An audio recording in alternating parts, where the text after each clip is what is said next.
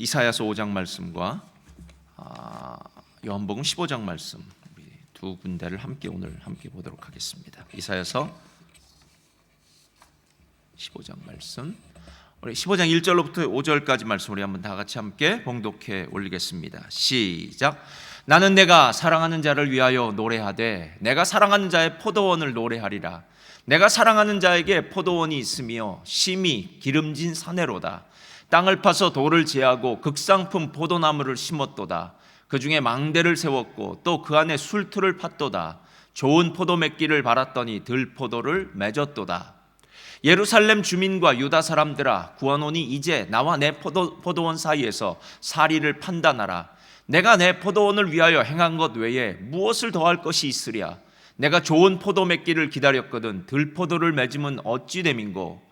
이제 내가 내 포도원에 어떻게 행할지를 너에게 이르리라. 내가 그 울타리를 걷어 먹힘을 당하게 하며 그 담을 헐어 짓밟히게 할 것이요. 자, 요한복음 15장 1절로부터 다 같이 읽겠습니다. 시작. 나는 참 포도나무요 내 아버지는 농부라. 물은 내게 붙어 있어 열매를 맺지 아니하는 가지는 아버지께서 그것을 제하여 버리시고 무릇 열매를 맺는 가지는 더 열매를 맺게 하려 하여 그것을 깨끗하게 하시느니라. 너희는 내가 일러준 말로 이미 깨끗하여졌으니 내 안에 거하라. 나도 너희 안에 거하리라. 가지가 포도나무에 붙어 있지 아니하면 스스로 열매를 맺을 수 없음 같이 너희도 내 안에 있지 아니하면 그러하리라.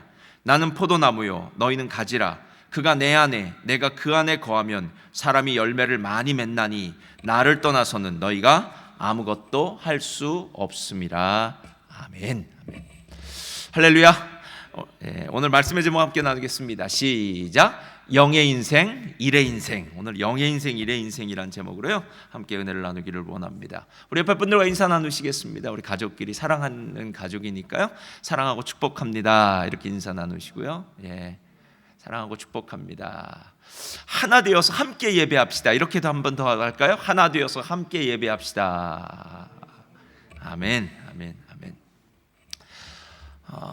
작년부터 시작된 이 코로나 팬데믹을 통해서요 지금 멜번이 락다운된 게 제 5차라고 하는데 정말 한치 앞을 내다볼 수 없는 이런 상황 가운데서 또 각 가정마다 예배드리는 저와 여러분의 삶 가운데 크신 하나님의 은혜, 성령의 능력이 함께 임하기를 주님의 이름으로 축원드립니다.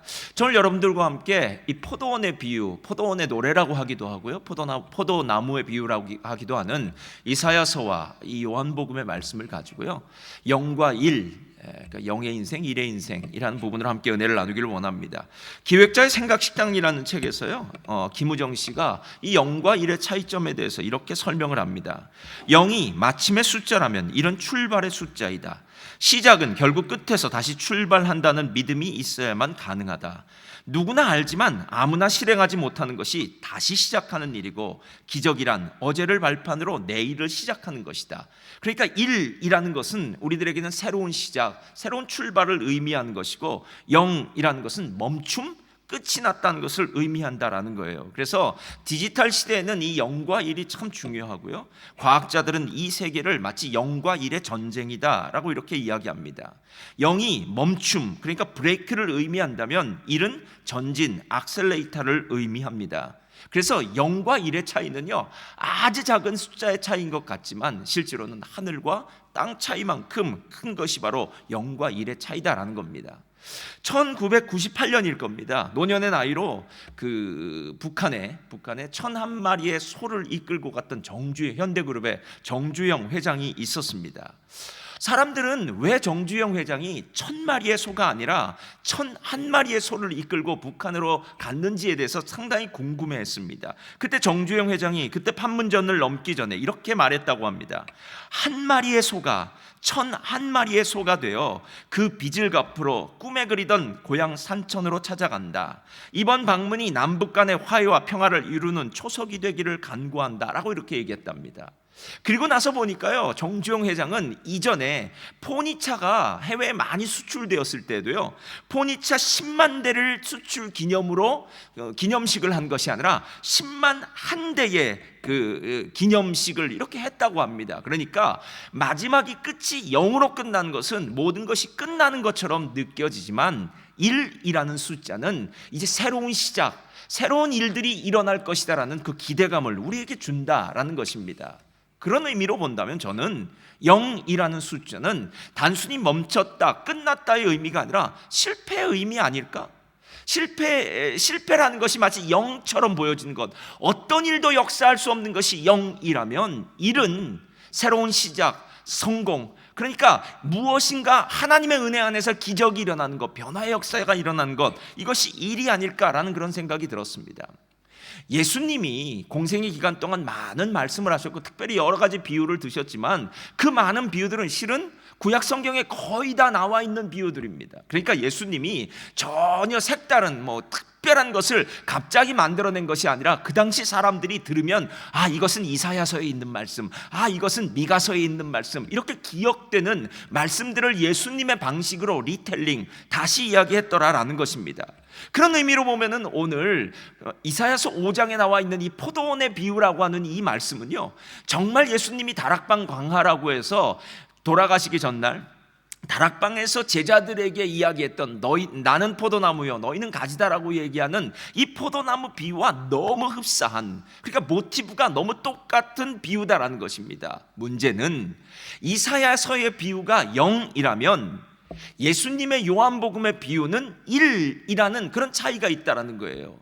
0이 실패의 이야기를 하고 있다면 1은 성공의 이야기, 승리의 이야기를 하고 있기 때문에 이 두 가지를 비교해 본다면 우리의 인생 가운데 진짜 승리의 삶을 살게 되지 않을까라는 생각이 들었습니다. 그래서 첫째로요, 펴주시고요, 다 같이 읽겠습니다. 시작. 실패한 포도원 이야기, 이게 바로 이사야서 5장입니다.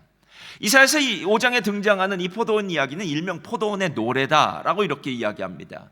이 이야기는 주인공이 두 명이 등장합니다. 하나는 포도원을 만들어 그곳에 있는 돌을 거두어내고 또 울타리를 만들고 거기에 포도즙 틀을 또 파서 만들고 하는 이 가꾸는 농부가 한 사람 나오고요, 그리고 그 포도원에 심기어진 극상품 포도나무가 둘이 나옵니다. 멜번에도 와 보니까요, 야라 레인지나 저기 모닝턴이나 이런 데 가보면 포도밭이 있더라고요. 포도밭 정말 잘 갖고 놨더라고요.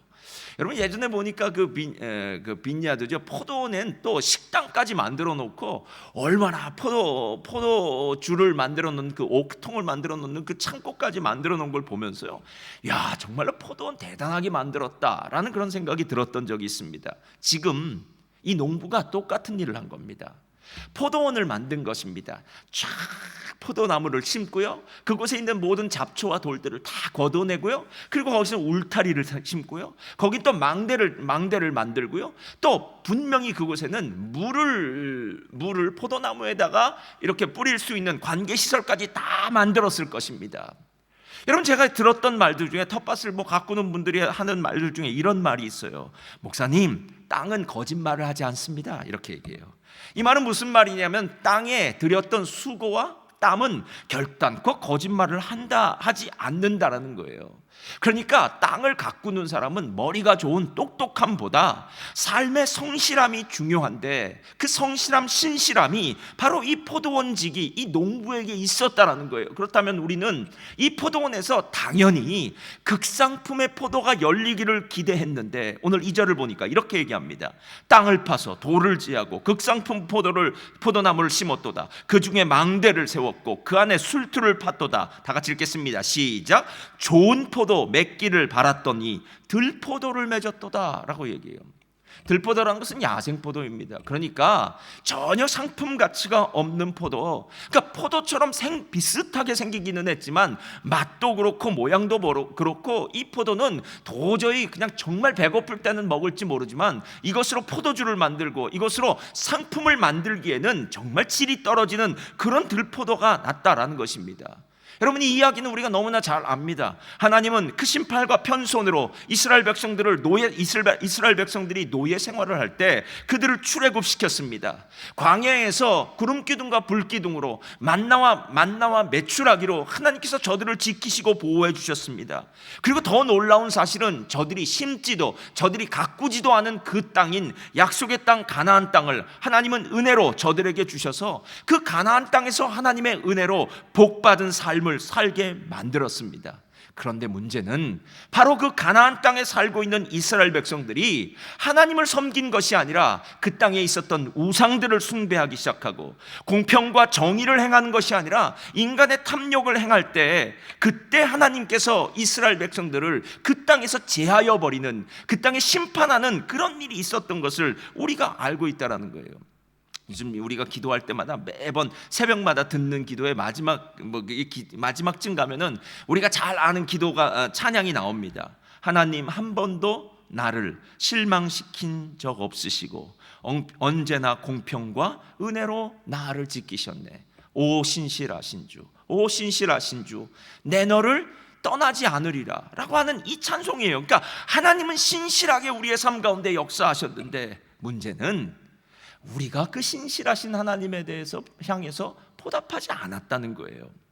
거짓 신들의 세상을 쓴 팀 켈러 목사님이 그리스도인의 마음 가운데 정말 신실하지 않게 탐욕적인 부분에 대해서 얘기할 때, 이 우상에 대해서 얘기할 때요, 이렇게 얘기를 하고 있어요.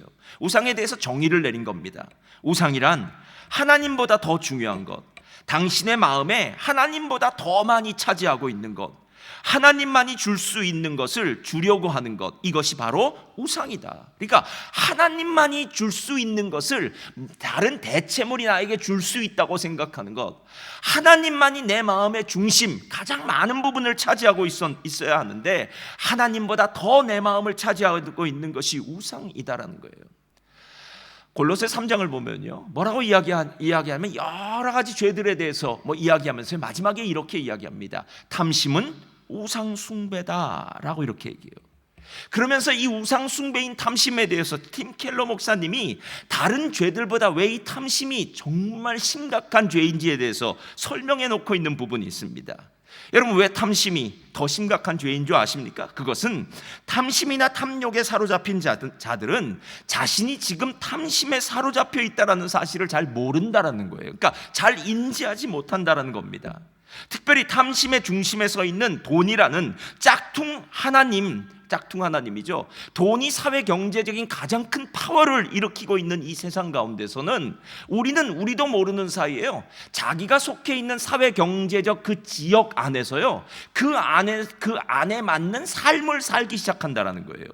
제 말 한번 잘 들어보시기 바랍니다. 우리는 어느 특정한 지역에 살면서 특정한 지역에 살고 난 다음에 그곳에서 아이들을 학교에 보내고 또 그 지역에 걸맞는 삶을 산다고 합니다. 그런데 우리가 어떤 지역에서 그 지역에 걸맞는 삶을 살려고 할 때 우리 눈에는 누가 보여지냐 하면요, 나보다 물질이 더 많은 사람, 그러니까 돈이 더 많은 사람이 우리 눈에 들어오기 시작한다는 거예요. 그러면서 우리는 그 사람들을 보면서 뭐라고 생각하냐면 이렇게 얘기를 한대요. 야, 나는 저 사람들만큼 잘 살고 있는 것은 아니야. 야, 그들이 가지고 있는 재산에 비하면 나는 아주 수수하게 사는 편이야. 나는 평범하게 사는 편이야 라고 생각하면서 자신은 사치스러운 생활을 하면서도 주변의 부한 사람들과 자신을 비교하면서 나는 사치스럽지 않게 산다고 생각한다라는 거예요. 여러분, 이게 지금 미국의 경우를 팀 켈러 목사님이 말하고 있는데요, 그러면서 이렇게 얘기를 해요. 미국 사람들에게 2010년도 정도에 설문조사를 했답니다. 당신은 당신 자신이 상류층에 속한 사람이라고 생각합니까? 아니면 중산층에 속한 사람이라고 생각합니까? 라고 물었더니 단 2%의 사람만이 나는 상류층에 속합니다 라고 이렇게 이야기했답니다. 그리고 나머지 이 72%의 사람들은 자신은 중산층에 속했다라고 이렇게 이야기합니다. 결국 내가 속한 그 사회 속에서 나는 나보다 더 잘난 사람들을 보면서 그래, 저런 사람들도 사는데 내가 사는 것은 별것 아니야 라고 생각하면서 자기 자신을 자위하면서 사는데, 이게 심각한 문제라는 거예요. 저는 요즘 호주에 살면서요, 정말 다른 생각을 하게 된 것이 무엇이냐면은, 제가 가끔 남미나 이런 우리 선교사님들이나 인도나 이런 인도네시아 이런 선교사님들하고 얘기할 때 차마 제가 말을 꺼내지 못하는 부분들이 있습니다. 그게 뭐냐면, 코로나 확진자 숫자가 몇 명이나 돼요? 이렇게 물어보는 거예요. 10명입니다. 어젠 20명입니다. 이렇게 얘기해요. 아니, 10명인데 20명인데 락다운을 시켜요? 라고 얘기해요. 그쪽은 얼마입니까? 10,000명입니다. 20,000명입니다. 라고 얘기해요. 호주라는 특별한 어떤 특징적인 부분이 있겠지요. 각 나라마다 상황이나 상태는 다 다르겠지만, 그런데 여러분, 우리가 이 안에 살고 있기 때문에 이 안에서만 우리가 바라보고 생각하고 살고 있지만, 실은 우리의 눈을 들어서 전 세계를 바라보기 시작하면, 제3세계를 바라보기 시작하면, 제3세계는 우리와 비교할 수 없는 경제적인 어려움, 삶의 어려움, 여러 가지 어려움을 겪고 있더라라는 거예요. 그러니까 지금 나는 부자를 바라보면서 나는 별로 사치스럽게 살고 있는 것이 아니야 라고 이야기한 것은, 그것은 내가 속한 그 소속된 사회 속에서 내가 생각하는 것일 뿐이지, 실제로 우리의 눈을 들어서 정말 가난하고 어려운 제3세계 사람들을 보기 시작하면요, 우리는 하나님 앞에서 뭐라고 할 말이 없더라라는 거예요.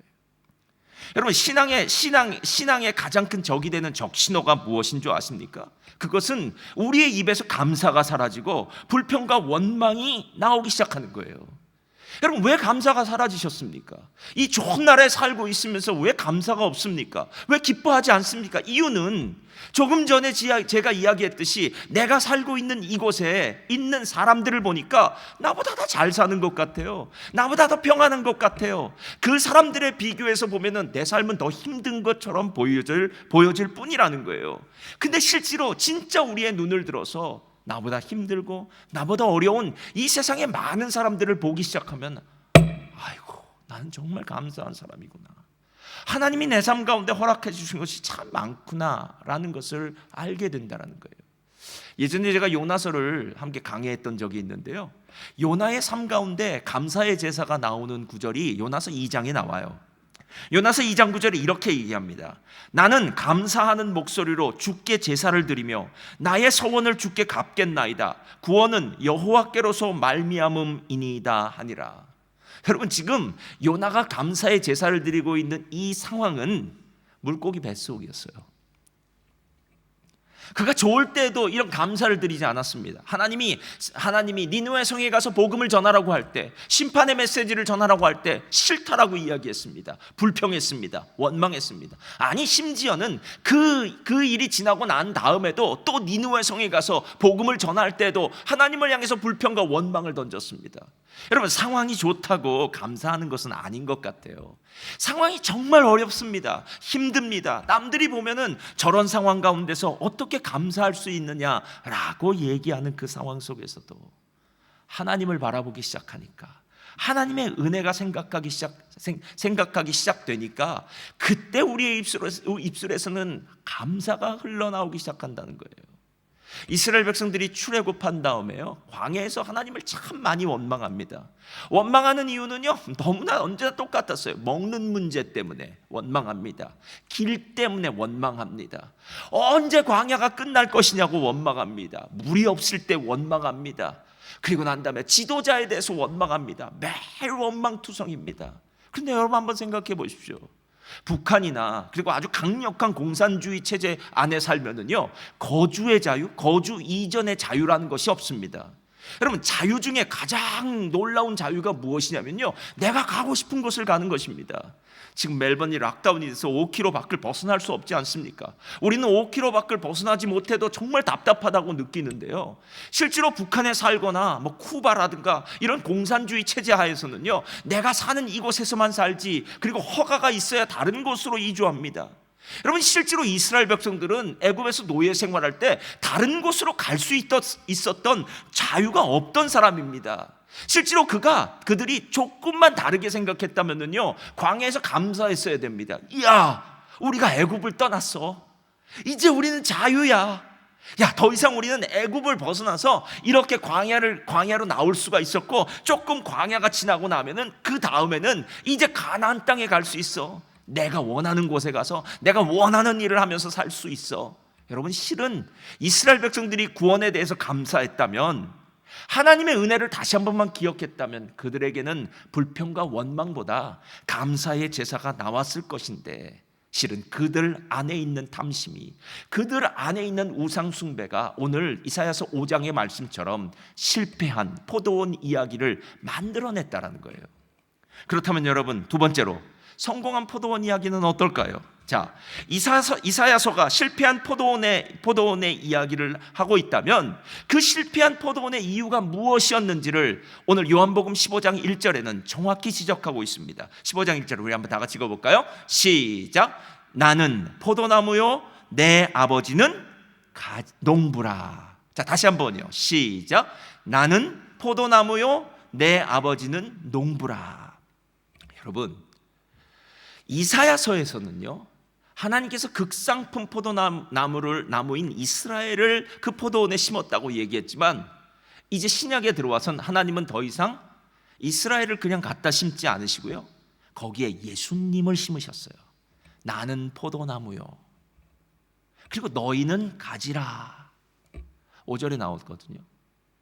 그러니까 실제로 이스라엘 백성들이 포도나무처럼 이제 자기의 생각, 자기의 뜻대로 사는 것이 아니라 예수님이 포도나무가 되고 그 가지에 붙어서, 그 가지가 나무에 붙어서 이제 예수님의 인도하심, 예수님의 뜻을 따라서 하는 사람들이 되었다라는 것이 바로 오늘 이 성공하는 포도원, 승리하는 포도원의 비결이다라는 것입니다. 여러분, 이스라엘 백성들은 하나님의 신실함에도 불구하고 참 포도나무가 돌 포도나무 열매를 맺혔지만 오늘 진짜 참 포도나무 되시는 예수님이 그곳에 심기워졌기 때문에 이제부터는 좋은 일들을 기대할 수 있다라는 것입니다. 그런데 여러분 그거 아세요? 예수님이 오늘 말씀하신 나는 참 포도나무요 라고 하는 이 말은요 그냥 단순한 말이 아닙니다.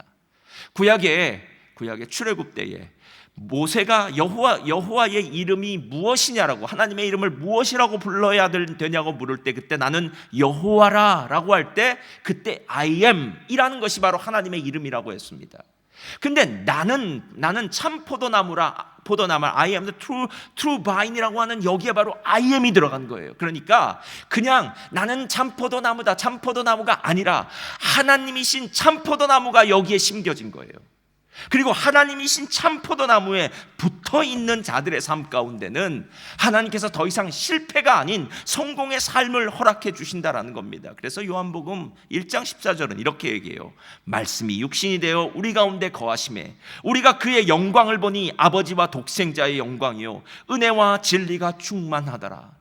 성육신하신 예수님은 이 땅에 인간의 몸을 입고 오셨지만 그 안에는 하나님이십니다. 완벽하신 분이십니다. 사랑의 하나님이십니다. 전능하신 하나님이십니다. 하나님의 왕권을 갖고 이 땅에 오신 분이시다라는 것입니다. 그래서 이 포도원에 심기워진 예수님 포도나무는 결단코 실패하거나 결단코 돌포도나무 열매를 맺는 그런 어리석은 일은 없겠다라는 것입니다. 그렇다면 이제 질문하겠습니다. 하나님은 농부시고 예수님이 참 포도나무가 된다면 우리가 할 일은 무엇입니까? 나는 포도나무요 너희는 가지라. 그가 내 안에 내가 그 안에 거하면 사람이 열매를 많이 맺나니 나를 떠나서는 너희가 아무것도 할 수 없습니다. 여러분, 가지에서 열매가 맺혀지는 거예요. 그러나 그 가지에서 열매가 맺혀진다고 해서 가지만 따로 떨어뜨려 놓으면 그 가지는 절대로 열매를 맺을 수 없습니다. 가지는 붙어 있어야 됩니다. 그런데 여러분, 그런 비밀 아십니까? 로마서를 보면은요 이렇게 얘기해요. 돌 감람나무와 참 감람나무를 이야기하면서 유대인들은 참 감람나무고요 이방인들은 돌 감람나무였어요. 그런데 어느 날 이방인들 그 돌 감람나무의 그 가지를 참 감람나무에 이렇게 접을 붙였습니다. 그러니까 이 가지는 분명히 돌 감람나무의 가지였어요. 근데 놀라운 사실은요 참 감람나무에 돌 감람나무 가지가 접을 붙였더니 이 돌 감람나무 가지에서는 돌 감람이 열리는 것이 아니라 참 감람 열매가 열리게 되더라는 거예요. 그러니까 내가 가지인 것은 나의 열매를 맺는 것이 아니라 포도나무의 열매를 맺는 것, 즉 예수의 향기가 나는 것, 예수의 은혜가 나를 통해 증거되는 것, 즉 나의 삶을 통해서 맺어지는 열매는 예수님의 열매가 맺혀지는 놀라운 역사가 일어나더라라는 것입니다. 예전에 제가 처음 매일 성경을 배울 때에 윤종아 총무님, 성소인의 윤종아 총무님한테 배웠습니다. 그때 그분에게 들었던 말 중에 제가 제일 충격적인 말이 있었어요. 그게 뭐냐면, 전도사님, 죄를 짓는 것이 죄를 안 짓는 것보다 훨씬 어렵습니다. 이렇게 얘기하더라고요. 그럼 다시 한번 들어볼까요? 죄를 짓는 것이 죄를 안 짓는 것보다 훨씬 어렵습니다. 총무님, 죄 짓는 게 어떻게 더 어렵습니까? 죄 안 짓는 게 어렵지요. 죄 안 짓고 사는 삶이 어렵지 어떻게 죄 짓는 게 더 어렵습니까? 라고 물을 때 시간이 지나 보니까요, 그게 이제 무슨 뜻인지 알겠어요. 어느 날 담배를 많이 피던 꼴초 집사님이 은혜 가운데 담배를 끊었습니다.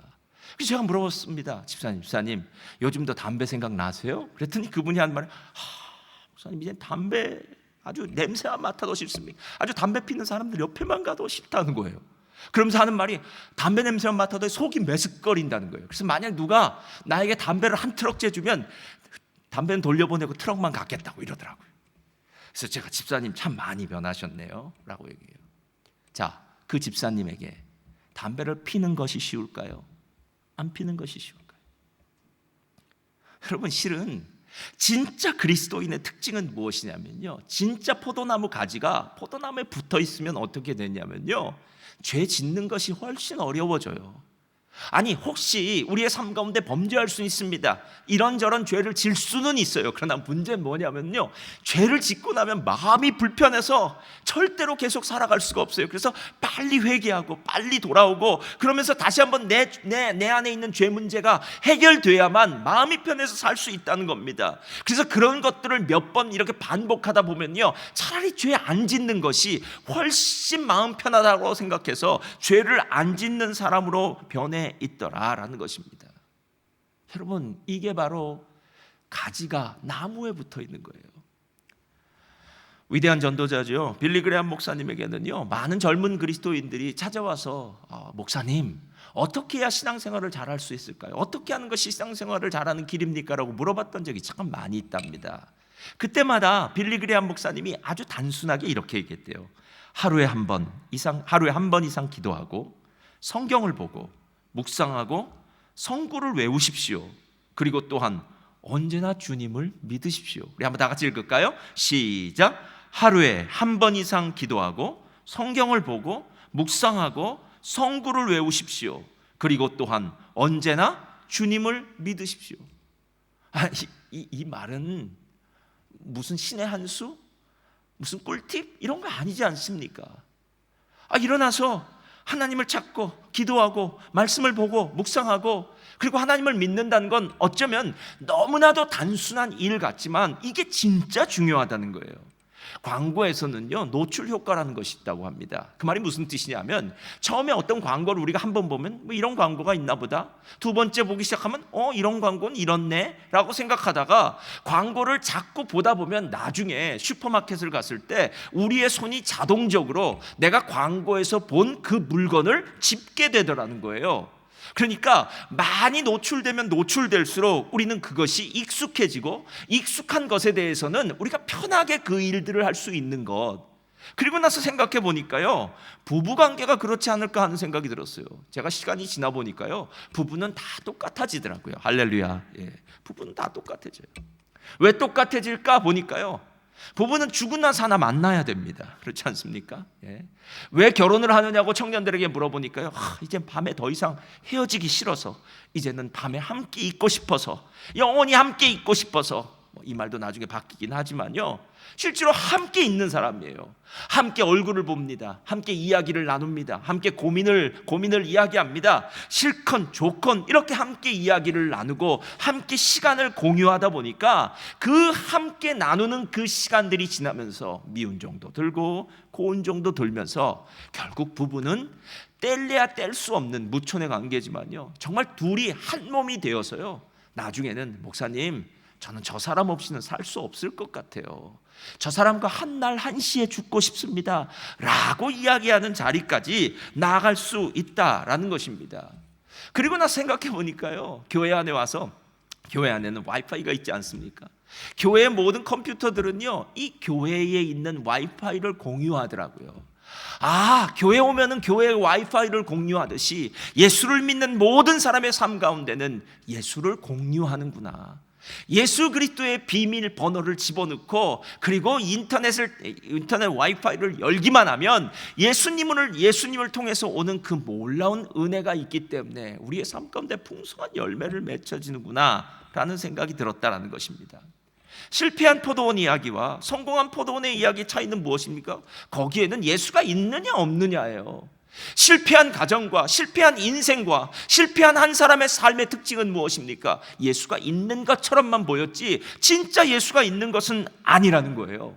성공한 사람의 인생, 정말 승리하는 가정 가운데는 누가 있습니까? 거기엔 사람이 있는 것이 아니라 예수님이 있는 겁니다. 그래서 그 예수님에게 모든 사람들이 접속되어 있는 것 아닙니까? 부부끼리도 부부 사이에 예수님이 있는 것 아닙니까? 그래서 예수님을 통해서 아내를 보고, 예수님을 통해서 남편을 보고, 예수님을 통해서 부모를 보고, 예수님을 통해서 자녀를 보기 시작할 때, 그리고 예수님을 통해서 우리의 삶이 시작할 때, 그곳에 바로 성공과 승리의 방정식이 시작된 것 아니겠느냐라는 거예요. 우리가 하는 말 중에요, 주님 없는 세상은 물 없는 사막, 안고 없는 찐빵, 고무줄 없는 팬티. 요즘 누가 이렇게 얘기하는데 그것도 참 와닿더라고요. 요즘은 캠핑을 가면 꼭 불멍을 한다 그러더라고요. 그래서 예수님이 없는 그 인생은 바로 무엇이냐면 불멍 없는 캠핑이다 라고 이렇게 얘기하더라고요. 맞습니다, 여러분. 정말 캠핑의 하이라이트는 밤에 불을 켜고 캠프파이어를 하면서 불멍을 하면서 그 시간을 즐기고 그 시간을 누리는 것이 캠프의 하이라이트라면, 우리의 인생의 하이라이트는요, 무조건 예수님께 붙어 있는 겁니다. 내 말이 너희 안에, 너희가 내 안에 거하면 무엇이든지 구하라, 그리하면 내가 시행하리라. 우리의 성공의 비결은, 우리의 승리의 비결은 바로 우리에게 있는 것이 아니라 예수님께 있다는 것이 바로 이 요한복음 15장의 일이더라라는 것입니다. 2005년에 인도네시아에 큰 쓰나미가 일어났습니다. 인도네시아는 섬이 많으니까요. 그래서 아체 섬이라는 곳에 쓰나미가 일으켜서요 9만 4천 명 정도가 실종되고 죽었다고 합니다. 그런데 그때 살아남은 여자가 하나 있어요. 말라와티라는 여자예요.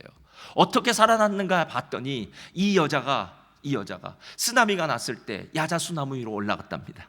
그리고 야자수나무가 아마 쓰나미 때문에 뽑혔겠죠. 그 야자수 나무에 올라가서 야자를 먹으면서 5일 동안 버텼다고 합니다. 그런데 그 야자나무가 떠다녔을 거 아닙니까? 가끔 상어도 왔답니다. 그 상어가 자기를 해치지 말게 해달라고 기도도 했다고 합니다. 자기처럼 이렇게 야자나무를 타던 옆집 여자도 있었답니다. 그런데 사흘이 지나고 난 다음에 그 여자는 야자나무에서 미끄러져서 더 이상 실종되어 버리고 말았답니다. 본인은 5일 동안 야자나무에 붙들어 있다가 2번씩이나 미끄러질 위기도 있었지만 끝까지 야자나무를 붙들고 있다가 나중에 참치를 낚는 참치 어선에 발견되어서 살아났다고 합니다. 여러분, 지금 코로나를 겪으면서요, 제가 생각해 보는 것이 이것입니다.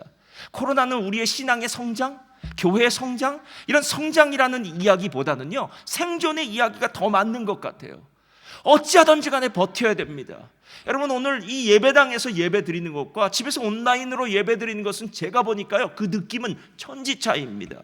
찬양도요 똑같더라고요. 찬양도 정말 이곳에서 실시간으로 실질적으로 들을 때는요 막 빵빵빵빵 울리면서 그 찬양의 은혜가 크지만, 우리가 온라인으로 TV나 이런 것들로 듣게 되면 아무래도 그 강도가, 그 진한 감동이, 그 느낌이 덜 들 수도 있다라는 거예요. 지금은 사람을 만나고 서로 교제하고 신앙의 성장을 위해서 무엇을 하는 것보다는 끝까지 예수님을 붙들고 신앙 가운데서 생존하는 것이 더 중요해요. 히브리서 2장을 보니까요, 흘러 떠내려갈까 조심하라 라고 이야기하고 있습니다. 여러분, 쓰나미 같은 이 코로나 바이러스 때문에 우리의 신앙이 흘려 떠내려가면 안 됩니다. 우리는 예수님께 붙어 있어야 됩니다. 누구든지 내게 붙어 있어라. 너희가 내 안에, 내 말이 너희 안에 거하면 너희가 무엇이든지 구하는 대로 내가 시행하리라. 승리하는 포도원에 있는 나무의 비결은요, 붙어 있는 겁니다.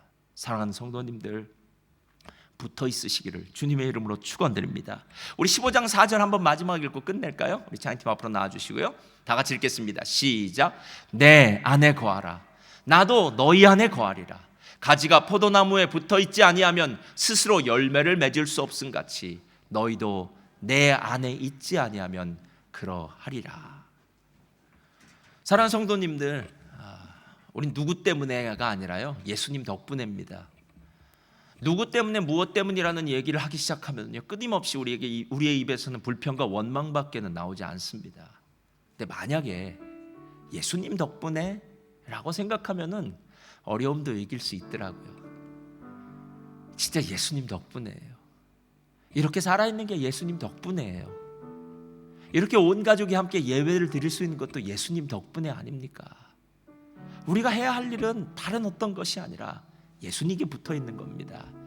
우리 그 예수님을 더 깊이 아는 그 은혜가 있으시기를 주님의 이름으로 축원드립니다.